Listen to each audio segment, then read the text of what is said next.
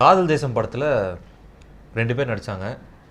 அதில் அப்பாஸுக்கு வந்து டப்பிங் கொடுத்த ஒரு நபர் வந்து நீ ஒரு மிகப்பெரிய ஒரு ஸ்டாராக இருக்கு. ஆமாம் ஆமாம் ஆமாம் விக்ரம்.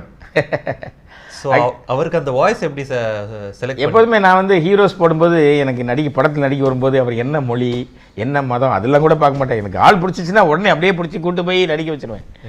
அப்பாஸ்க்கு தமிழ் அவ்வளோ அழகாக வராது. பட் அந்த லுக்குக்கு எனக்கு வந்து வாய்ஸ் நல்லா இருக்கணும் பொழுது ஆக்டர் விக்ரம் எனக்கு வந்து பழக்கமாக இருந்தார்.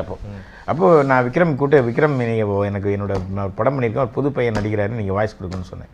சார் என்ன சார் கிரேட், உங்கள்கிட்ட ஒர்க் பண்ணுறதே ஒரு பெரிய பாக்கியம், நம்ம பின்னாடி டெஃபினட்டாக நம்ம ஒர்க் பண்ணணும், டெஃபினட்டாக நீங்கள் கூட்ட நான் வருவேன்னு சொல்லிட்டு எனக்கு அப்பாஸ்க்கு வந்து விக்ரம் அன்றைக்கி வாய்ஸ் பண்ணார். நீங்கள் பார்த்தீங்கன்னா ரொம்ப அற்புதமாக பேசியிருப்பார். ஏன்னா பிகாஸ் இந்த டப்பிங்கிறது குரல் அமைக்கிறது இருக்குல்ல, அது ரொம்ப முக்கியமானது.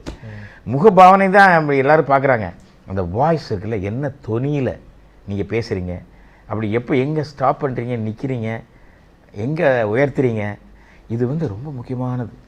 நான் அந்த டப்பிங்கில் உட்காந்தேன்னா நான் வந்து அது கிடைக்கிற வரைக்கும் அந்த சவுண்டு எனக்கு நான் அந்த தொனியில் கேட்குற வரைக்கும் நான் ஓகே பண்ணவே மாட்டேன். அது ரொம்ப எனக்கு எல்லா கோஆப்ரேட்டும் பண்ணி விக்ரமன் அந்த பேரில் பண்ணி கொடுத்தாரு. இன்ஃபேக்ட் சொன்னார், என்ன சார் டப்பிங்கில் இவ்வளோ விஷயம் இருக்கான்னு நான் தெரிஞ்சுக்கிட்டேன் அப்படின்னு சொன்னார் அன்னைக்கு கூட விக்ரம். ஏன்னா டப்பிங் ஒரு நடிகன் வந்து கொஞ்சம் இடத்துல வீக்காக நடித்தா கூட டப்பிங்கில் மேனிப்புலேட் பண்ணிடுவேன். நீ குணால்லாம் நீங்கள் பார்த்தீங்கன்னா அவருக்கு மொழியே தெரியாது. நீங்கள் பார்த்தீங்கன்னா ஒரு சீன் வந்து இப்போ 9 பக்கம் டைலாக் மலையில் பேசுவான். அந்த மலையை முதல்ல ஆக்சுவலாக அந்த மலையே கிடையாது அந்த சீனில். என்னென்னா அந்த டைலாக் பேச வரல, லாங்குவேஜ் இவனால் பேச முடியல, 9 பக்கம் டைலாக் என்ன பண்ணுறதுன்னு தெரில. அதனால் இவனால் பேசவே முடியல, ஒரு லைன் கூட பேச முடியல.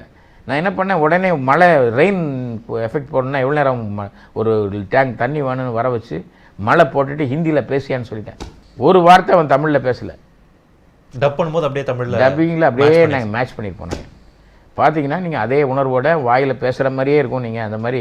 ஏன்னா டப்பிங்கில் அவ்வளோ விஷயங்கள் பண்ண முடியும். அன்றைக்கி அதே மாதிரி குணாலுக்கு வந்து அந்த அப்பாஸோட கேரக்டருக்கு உயிர் கொடுத்து அது வந்து விக்ரமோட வாய்ஸ்.